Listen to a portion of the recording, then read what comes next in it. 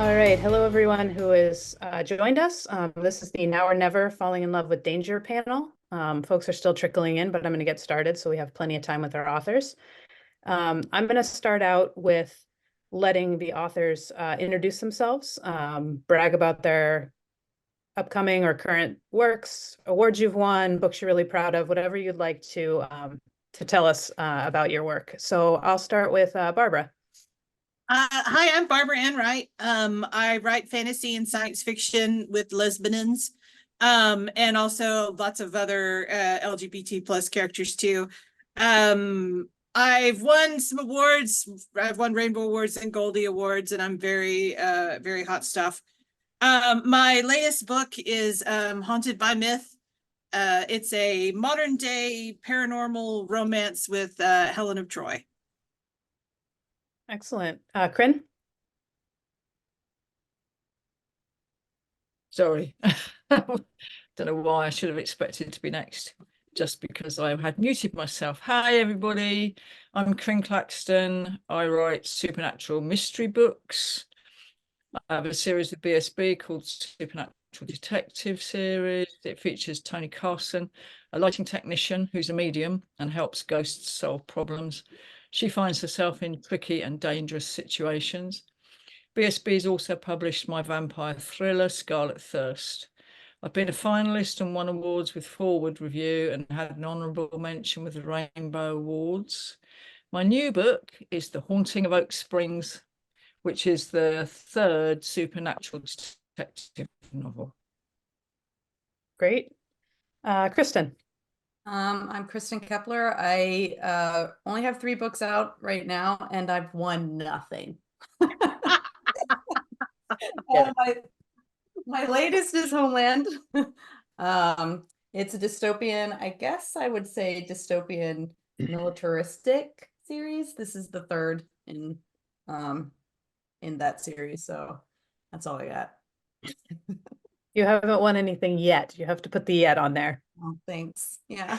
All right, Mary. Barbara Ann. I'm Mary Burns, and Cold Case Heat is my third book with Bold Strokes Books. It is a mystery, and I am not sure I would ever write one again. I have not won any awards yet, but looking forward to that happening. Excellent. Thank you for adding the yet on there. You guys are all very talented, so I expect the awards to flood in for all 4 of you. Okay, so we're talking about danger today. First, before we get to your books, I want to know, are you a thrill seeker? Do you like pushing yourself into dangerous situations or situations that get your adrenaline going? Mary, we'll start with you. Ooh, no, I like to be safe and cozy and warm wherever I am. No, danger I would only seek that out between the covers of a book, whether I'm reading it or writing it for a character. Yeah, no, I like to be, go to the supermarket, run my errands. That's my life. No danger. Kristin, what about you? No. Maybe just roller coasters. That's probably about it. Yeah, no. Scared of heights, claustrophobic. Not work with roller coasters if you're scared of heights. Oh, you go up quick and then you go back down and it's over and yeah, we're good. As long as they stay on the track, we're good. Crin, what about you? Nope, I think. Oh, Crin, you're back. Well, I've jumped out of a plane. It's super expensive. It's supposedly super fast, but it's playing up a bit. Anyway, I have jumped out of a plane with the parachute. I've been diving, but I don't seek out dangerous sports. I work at heights because I work in theatre. I do a lot of lighting work up at heights. I'm not scared of physical danger. I'm confident physically. I'm happy to write about physical dangerous situations as well. All right, if we need a bodyguard, we're coming your way at any point. Yeah, okay. Barbara, what about you? I used to in my callow youth, but now I only really do like roller coasters, like Kristin was saying, or things like that. I'm not scared of heights. I did go on some adventures when I was younger, but now that I'm old and creaky, I'm like, is the milk pasteurized? So, you know, anything is just too dangerous for me now. That does happen as we get older. All right, so I want to talk about your books now. If depending on what kind of genre you write, I want to know, what does danger mean in the context of your work? So do you put your characters in physically dangerous situations, emotional, psychological danger, or something else entirely? Barbara, we'll start with you this time. I put my characters in all the danger all the time, everywhere. Physical, psychological, I guess you could say romantic danger. Every single kind, just wall to wall. That's how I pretty much describe my books. Can you give us an example of a dangerous situation you've put a character in? Oh, absolutely. I have thrown characters out of planes. I've thrown characters out of spaceships. I've put characters up against all sorts of monsters and baddies and beasties. I've done everything from dragons to other people that are dangerous.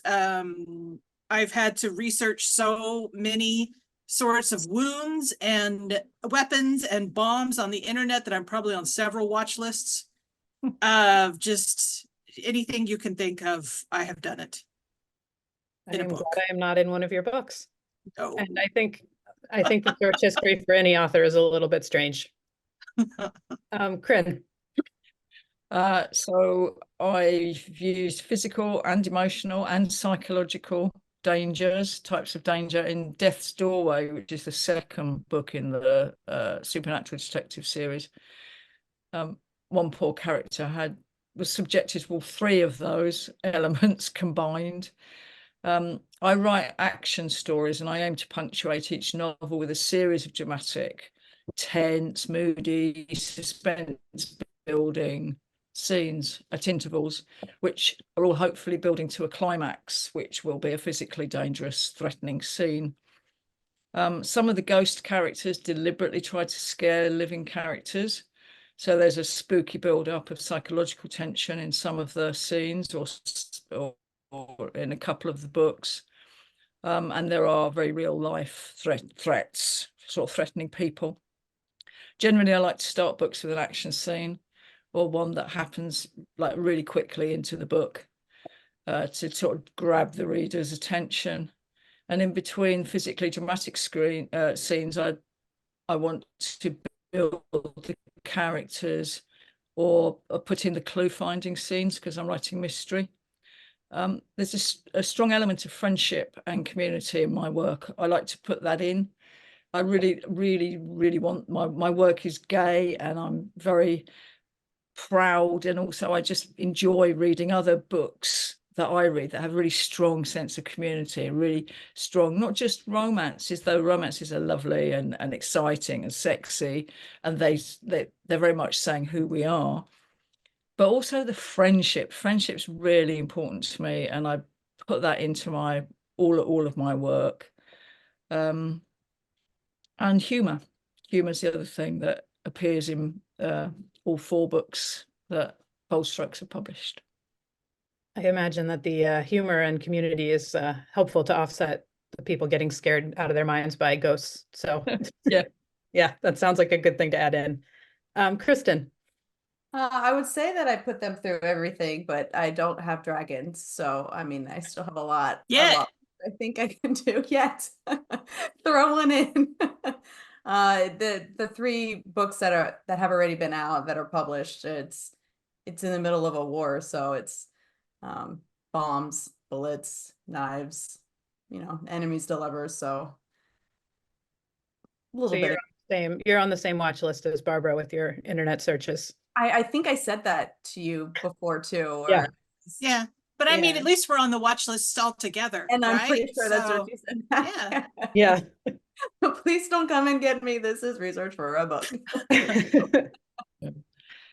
Mary, what about you for dangerous situations? Well, my first two books were romances, so that was definitely emotional danger.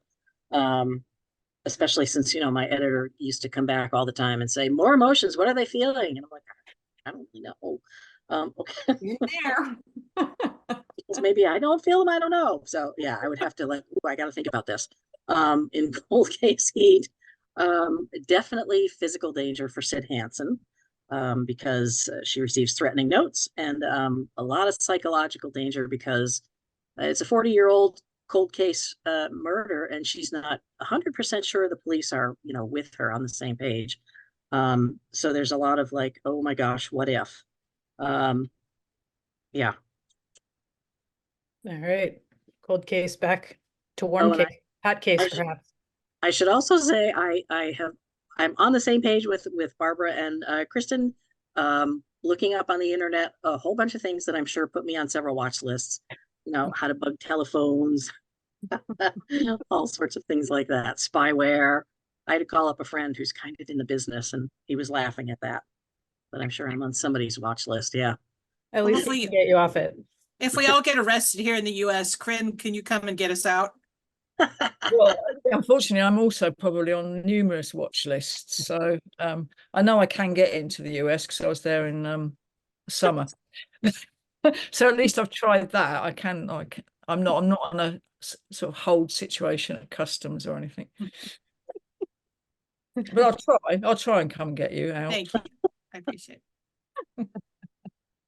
Okay, so now I would like you to tell me about the genre that you write in, and what danger means within that genre. So are there certain things that are expected by readers? If you're writing perhaps a book that has dragons, are they supposed to torch as many people as possible? Crime, war, supernatural. Mary, I'm going to start with you. Can you tell us what danger means in your genre? Well, since this is the Cold Case Heat was the first murder mystery, it's the other two books being romances. The danger is really, sniping between the two women who are attracted to each other. I don't know if that's quite dangerous. So in context of the writing, it's I guess it's really all emotional and intellectual. Great. Kristin. The war, bombs and bullets. So I'd say, a lot of physical. Well, there's mind games too. I think, you're trying to outsmart your opponent. So, I mean, that's pretty dangerous too if you're either overconfident or not quite sophisticated enough to keep up with your enemy. So I think there's a little bit of that. And within the genre that you write, are there certain things that you think are expected dangerous situations? If you didn't put them in, would readers be disappointed? I mean, if you're claiming to write a book about war and there's no actual physical, conflict, then I think that would be kind of like, what am I reading here? So I do, there's action scenes, and there's death too, which I think is expected in war. You have to kill some characters off, which kind of sucks a little bit, but so yeah, I think physical danger and a little bit of mind games is expected in any kind of war dystopian type book. So yeah, I would agree as a reader. Crin, what about you for your genre? What kind of danger is expected? It's definitely danger is expected. I write mystery thrillers. So it's got kind of clues in the title. No, it definitely has got to be there. And yeah, it needs to be there sort of throughout. As I sort of touched on last time, I tried to build the tension, because it's got to sort of roll towards that climax where if I'm reading a thriller or a mystery, I really want to start feeling anxious about the characters, the lead characters, as you get towards the climax. It needs to be believable that they could all be killed, basically, or terrified or whatever. So yeah, I sort of try to carefully make sure at points throughout that it's I try to write page turners, whether and hopefully I'm succeeding. I would say so. Barbara. Did I focus on you? I think if when I'm writing sort of sword and sorcery, like the pyramid books, the Period East Adventures, then I think people would definitely expect both of those things, both sword fights and sort of magic battles. So I always try to put in more than a few, so that, people will be like, wow, why don't these people shut up and stab someone? It's like, just wait, the stabbing is coming. And then for like, if you have a book that's more, say, high fantasy and people are expecting like big, huge battles, things like that. So I think it's very important to know what the tropes are for your genre, but then also fantasy readers are often looking for ways in which things are a little different. So it's like, yes, dragons, want to see dragons, but it's like, okay, we're used to this kind of dragon and I want to see something a little different. So if you can have a dragon or a vampire or werewolf or any kind of monster and then tweak it just a bit, I think people are really looking for that now too. And I've tried to do that. I've tried to do that in lots of things that I've written, have some kind of creature act in an unexpected way. I'm sure that's not an easy thing to pull off while also fulfilling the expectations of a reader. All right, I'm going to ask a question based on something, Crin, that you said, how you like to build your dangerous and action situations. And I'll start with you since you brought this up, but do you feel like it's important to kind of give readers a chance to breathe between tense, dangerous situations, or do you just like to go all out and, keep them on the edge of their seat and barely breathing for the whole novel? I think there's a pace which the writer, or just speaking for myself, there's a pace that I feel as I'm writing the novel. I'm a plotster, so I tend to plot overall, and then I start writing, and then the plot sort of tweaks a bit, if you see what I mean. So it's sort of a bit of plot, a bit of doing plot, a bit of writing by the seat of your pants. So I get the feel for the book as I'm writing it in terms of pace. But having said that, I do think that there's a continual build towards the climax. Even from page 1, you're building towards that climax. But the bits in between the fast action, pacey scenes for me are the meat on the bones. So they're the scenes that either build the mystery or, because it might be an and as well, build the characters. So that's what the chance for the reader to really get to know the characters and to sort of get to know how they relate to each other, if there are friendships or if there's a romance building. And I think they're essential because that's why you care. That's why you care when you get to the climax. I have read books that are pretty much action, and they're exciting, and I like reading them to see how other authors are writing action, because that's an interesting thing to sort of research and examine.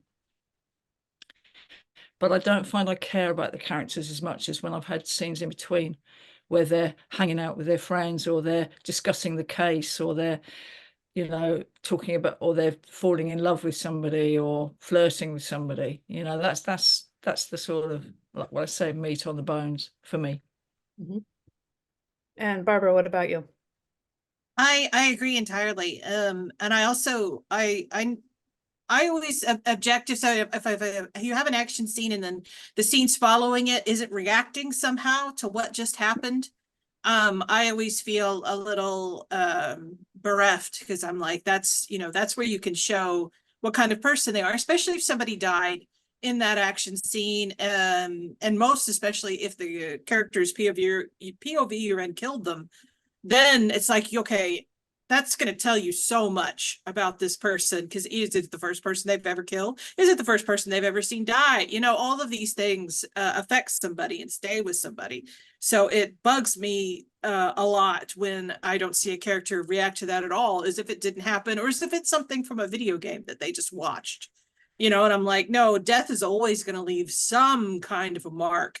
And if I don't see that, I'm just pissed. Especially when I'm editing, I'm sure my authors get tired of hearing me that, because I'm like, how does she feel about the character that's just died? I'm always asking them the feelings. Yes. Yes, Chris is pointing to herself. I'm like, I don't care how dead you are inside. These characters have to feel something.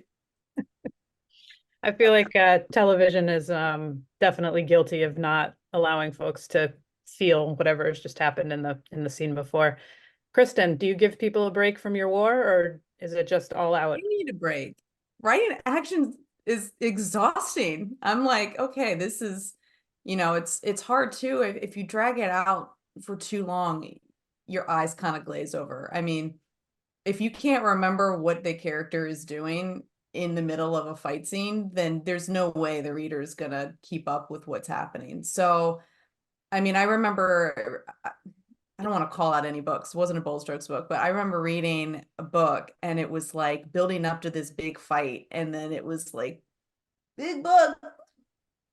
So, and I was like, oh, come on. Like, I read all of this and that was the fight scene. So I think you need to be careful too, like making it, satisfying to get to that point. But you don't want to make any of your action scenes so long that you don't know what's happening. And if it's all action, then it's kind of like, okay, there was no way realistically, whether this is a fantasy book or not, that this character would still be on their feet. I mean, give them time to heal a little bit before you put them through the grinder again, right? Like, so I agree with what everybody said. I know that I get exhausted writing action scenes and need a break with the character. So, Mary, what about you? Are you going to be Well, the dissenting opinion, or are you agreeing? Oh, no, I'm definitely agreeing. Crin is right. You need to, the break is essentially important. And I think it's, getting to know your characters. Those moments give readers time to explore, who they're really reading about. But what I really like also in those moments is that, I get to drop clues, if you're paying attention, and or breadcrumbs to keep things suspenseful. So even though, you've got a breather, there's stuff there that you need to be looking for the next scene, or three or four scenes down the road. Yeah, I think that's important for readers to keep that interest in the down moments as well. Okay, how do you use, or can you give us an example of a time that you've used a dangerous situation, an action scene, a psychological danger, something like that, to really help develop your character, where it's been a big moment for character development through that scene? Mary. Okay, you're gonna have to go on to somebody else. I got to think about this one for a second. All right, Barbara, I'm throwing it to you. Okay. In the last Pyramid Waltz book, the Period Adventure, last Period Age book, I had a good character be turned to the dark side, as it were, and my main character has to fight her, someone whom she's loved for a long period of her life. But she has to not only fight her, in order to stop her, she has to kill her. And I felt like my character's faced death numerous times. She's killed bad guys aplenty, but I wanted this to be a really defining moment for her, in that not only is it heartbreaking, but that this really kind of like is one of the point where she's going to say, after this whole thing is over, I'm done. This is it, and I don't want to ever draw my sword in anger again. And I think that was something that was like an actiony moment that really meant something to me for that character. And did you show that self-doubt and the grief of having to fight somebody she's loved throughout the action scene, or did you wait and have it in the next scene, in the reaction scene? I had it so when she's actually in the thick of the fight, and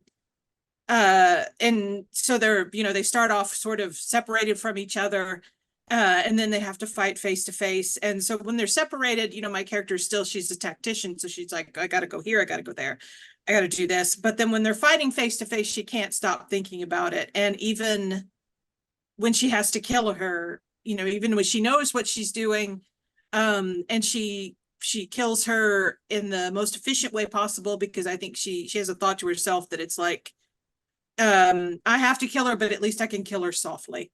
I can do something so that takes her out of the world as quickly and as painlessly as possible. And then, of course, the aftermath lasted for a very long time through several different encounters, all the way until the end. Excellent. Crin, what about you? I haven't got such good examples as that.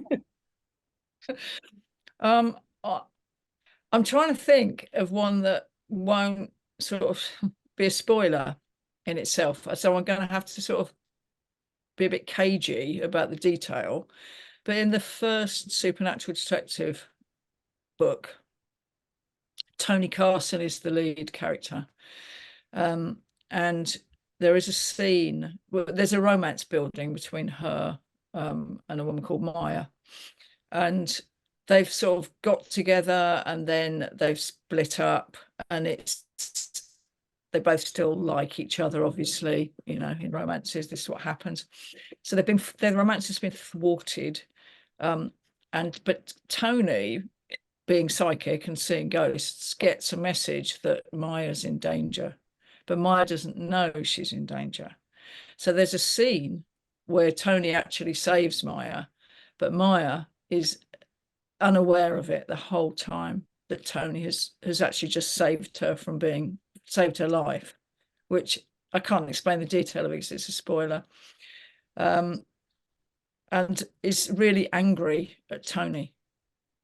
Tony also is complicated by the fact that Tony's been at a party and has accidentally eaten cannabis, a brownie, a pot brownie or whatever, and is a bit incoherent. So to Maya's point of view is a totally different one to Tony's, but Tony's is obviously really what's happened. So that's huge within their romance because it stops them getting back together, and actually puts a real obstacle in the way of their romance. It takes a lot for Maya to trust Tony after this incident. Now I want to know what the scene is, so we're all going to have to read to find out. Kristin, how about you? I kind of lost track of what the actual question was. If you could give us an example or talk about how putting a character into an action scene or some kind of dangerous situation, there's a moment of real character development. If you have a specific example, or if in general, how you use it to develop character. I think Barbara hit it too, where does the character take that shot? I have one of the main characters in my series. It alternates points of view, but Danny is, that's what she does, is she always takes a shot. She's angry, she will kill everybody, whatever. But at the end, when she comes face to face with taking a shot that she swore she was going to always take, does she do it? Like, I think, and that's my example is the general is the big bad in this book, and does the general die? And I'm not going to say whether or not she does, because that would be a spoiler, but I think, does the characters, do they go through with what they were going to, Alyssa and I actually fought about the ending of our books, and she's not here to brag that she won that one argument, but I will give her that credit that she won this. But I really do think, that shows character development is, how does somebody's presence in your life, whether it's a romantic interest or a friendship, or a parental figure, how do they change how you're going to act? Are you going to take this kill shot, right? The whole book, the whole series is this one person saying, I can't wait to kill this person. And then all it takes is one person to come in their life and say, do you really want to, or make them second guess it? And I think that's the only example I can give right now. Fair enough. We'll have to read yours too to see all three. Yeah, that shot's taken. Yes, to see Alyssa win that argument. Yep. All right, Mary, I'm back to you. Okay, great. Yes, it's actually a very quiet moment of danger for Sydney Hansen. She's received a threat pertaining to that cold case murder 40 years before, when she had received her first written threat. And she decides now she really does have to take this to the police. She did not 40 years ago, and the police were less than interested in figuring out who the murderer was, since it was a gay man, her best friend. So this time when she goes to the police, she sort of has everything on the line. And she's got to convince them, she's got to step up to the plate and make sure that they're going to carry through and do this time. And that's a little bit hard for her, but she does. That does sound like a very dangerous situation for her on a more psychological or emotional level. Yeah. Excellent. Okay, what are some of the technical aspects of writing an action scene or some kind of emotional danger, a tense moment in a thriller, something like that? What are sort of the technical things that you try to make sure that you highlight? Are your sentences shorter? Do you go deeper into a point of view? Do you like to give a larger overview? Barbara, I'm going back to you. Shorter sentences I like to stick with for action scenes. Lots of ing verbs, though. If you get too many, it really sounds like everything is happening on top of each other. I like to do action reaction, so there's no action without an equal reaction. So if somebody lunges at somebody, then that person either has to move out of the way or they have to block, they have to do something. But then in the course of that doing something, that itself will prompt us another reaction from the person fighting them. So I really like to show that give and take.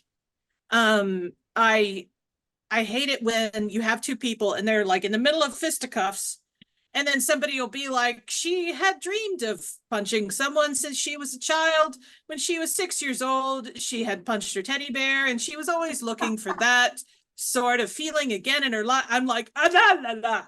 Because I don't think all of that can go through your head when you're actually in a physical altercation. I think everything is sort of happening very, very quickly. And so you want that for the reader, you want that same sensation. Of course, not so much that they get confused about what's happening, but that it just seems to be like going like, quick, quick, quick, quick, quick. So I think those are very important parts of it. And then also I advise people when they're writing, I do this myself, is you keep a list of injuries that a person has taken. Because if somebody's gotten punched in the face, that's going to swell, or there's going to be a bruise, there's going to be something there, so that the next time they get into a fight, that side of their face could be tender. There's something like that to mention, or to write down every time somebody's hurt themselves, even a little bit, because if the next, whatever they get pulled into next happens kind of quickly, they're going to have to be dealing with that wound as well. Remembering your characters are often humans and get injured. Important Yes. tip. Crin. I try to, I do write quite viscerally. I can't say the word, but I try to write like that. So I concentrate, obviously, short sentences, like Barbara just said, snappy, keeping up the pace. The pace needs to be really snappy in an action scene, and particularly in the climax. But I'm also concentrating on how the character is physically feeling. So heartbeat, if they're feeling hot, if they're feeling cold, if they're scared, what their breath is like, how it feels if they're hit, if they fall, how do they fall? And when I'm writing action scenes, physical interactions or fights, I'm really concentrating a lot in the editing and the sort of rereading my own writing and trying to visualize how that would play out in real life, so that I want to write, even though I write paranormal and sort of fantastic things like ghosts and vampires, I write them within really naturalistic settings. So they're sort of modern day vampires in Scarlet Thirst, or in the Supernatural Detective series, Tony is living in right now in the world now, and most of the threats that Tony ends up dealing with are physical threats from other living people. So I want to write that as realistically as I can, and I just that's the main thing, that I try to get it as real as possible, but technically it's keeping like Barbara was saying, keeping a tally on what Tony's just been through.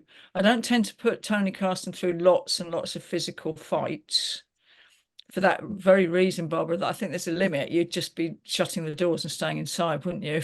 If you got 2 broken arms and the 2 black eyes and your nose is broken, you'd be like, I don't care what ghost is going to come to me. I'm not getting out of bed for the next month. Do you know what I mean? Actually, that's probably a good book, but what happens to Tony, despite the fact that she's sworn off all ghosts for all time and they just keep bombarding her. Anyway, sorry, that's an idea for a new one.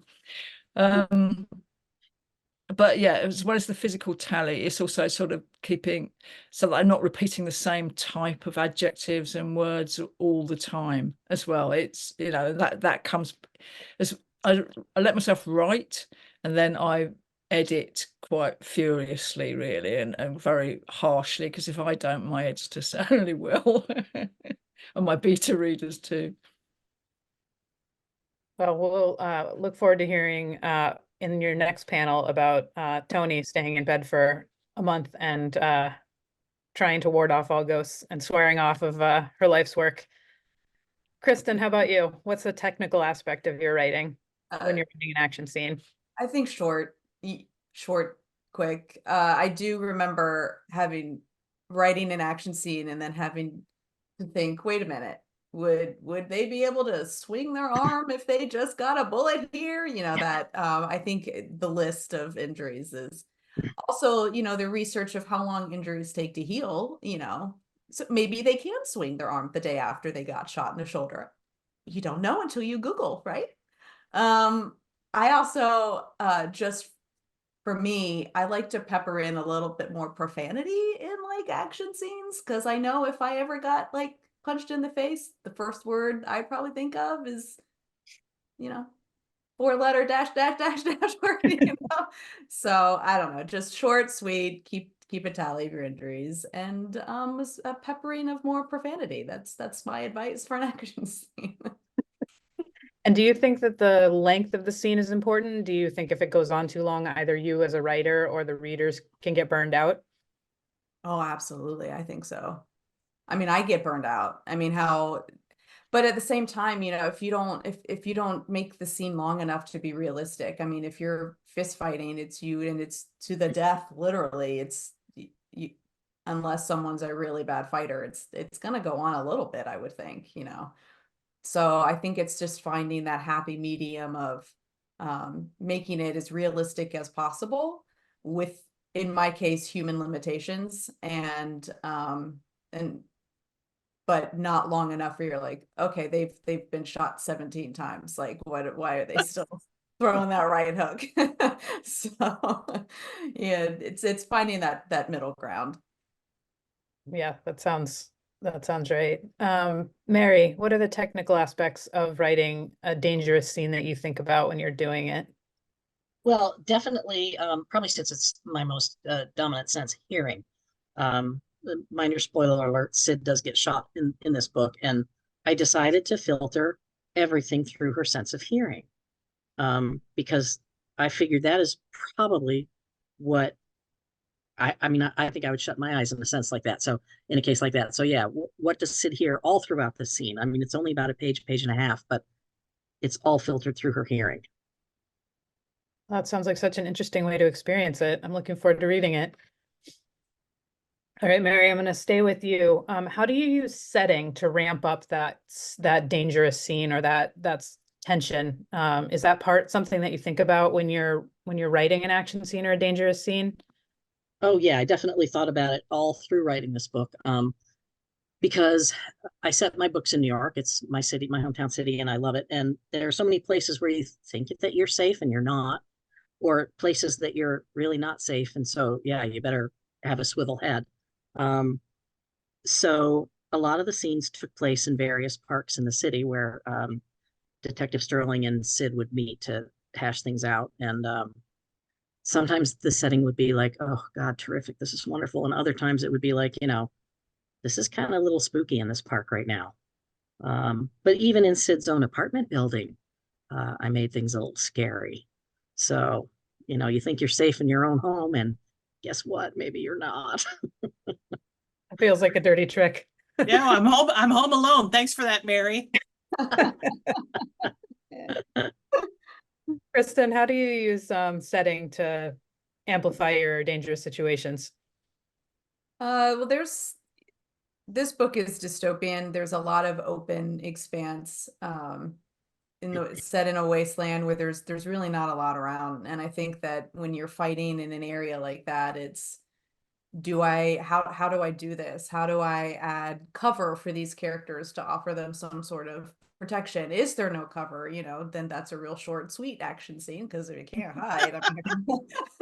Nowhere to go. So I think it's just you have to be really cognizant of the surroundings of how pieces in the environment can help shape an action scene. So is there an overturned car? Is there a boulder? Is there a ditch? Is there absolutely nothing? And in this series, they get sandstorms. Does the sand come up and, you know, play a factor in it? So, I mean, I think it's just, especially with fantasy or sci-fi where you're creating a world, it's, you just have to be, I mean, you can, that'll add to a scene or not, you know. So how do I want to make this even more suspenseful? Do I want to, you know, what kind of cover protection do I want to give these characters?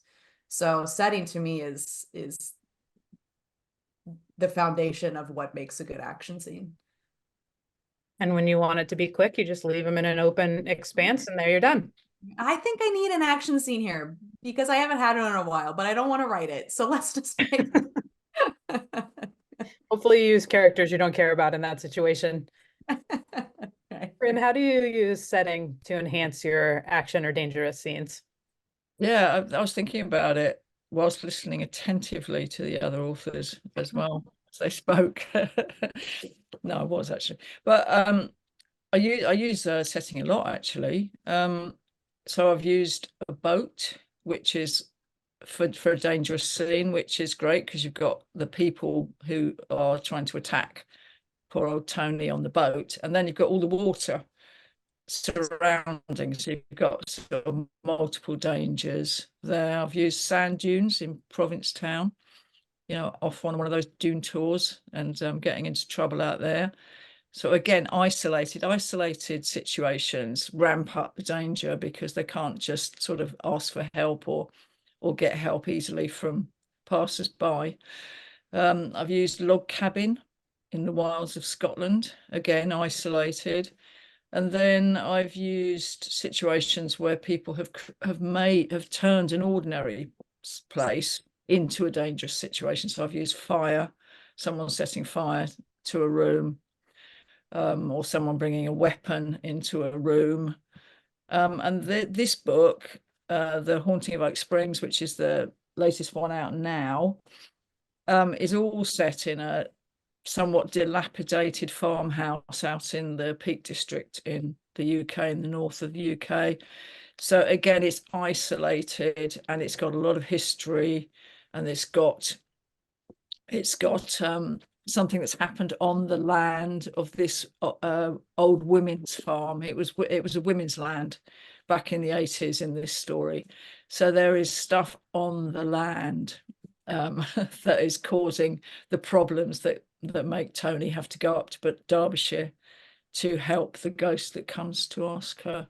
So it's very atmospheric. The atmosphere is built into the land, the land and the farmhouse, and that's sort of deliberately built in. And it's also partly what inspired me to write this book, because I know the area and my sister has a farm there. So the very environment of Derbyshire, particularly in the winter, it's very dour. It's sort of can be very severe, and there's lots of grey flint, slate, stone, and it's very rugged. It's really rugged. Lots of wind sweeping across wide open spaces, and I feel like I'm almost there. yeah, it's lots of atmosphere. Yeah. Well, now we've made Barbara even more nervous because Mary says her house isn't safe. Crin says you have to be isolated to be in a dangerous situation. So we have to get you off of here quick so you can call some friends to come over. Barbara, how do you use setting to ramp up a dangerous situation? I have two that spring to mind. In The Scout and the Scoundrel, I had somebody who's kind of a combat novice being pursued through a forest in the dead of winter.